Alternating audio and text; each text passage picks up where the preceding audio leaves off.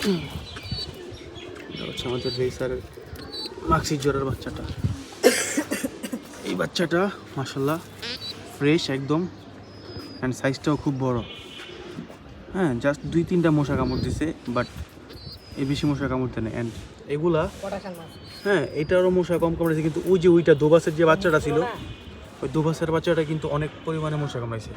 আমি দেখাই, এই যে এইটা হচ্ছে এটার সাথে, ঠিক আছে, জোড়া কিন্তু আলাদা করে দিচ্ছে তামিম। ওগুলার পায়ে একটু সমস্যা হয়েছে ক্যালসিয়ামের অভাবে। হ্যাঁ, এছাড়া কোনো সমস্যা নাই, জাস্ট মশা একটু কামড় দিছে। বাট এটার পায়ে একটু ক্যালসিয়ামের অভাব, ভিটামিনের অভাব, যার জন্য পায়ে একটু সমস্যা। হ্যাঁ, আর এই যে কবুতরটা দোবাসের যে বাচ্চাটা, এটারও পায়ে একটু সমস্যা হয়েছে, বাট মশা এটার অনেক পরিমাণ কামড় দিচ্ছে।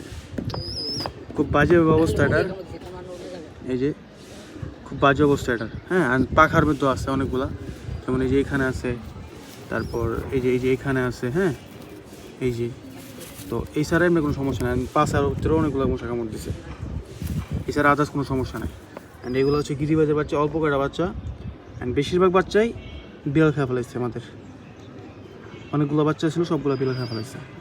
এই হচ্ছে আমাদের বাচ্চার কালেকশন, এছাড়া কোনো বাচ্চা নেই। অ্যান্ড আমি বলতেছি আবার ডিম পার বাবার বাচ্চা নেবো, এবার কোনো সমস্যা হবে না, কারণ আজকে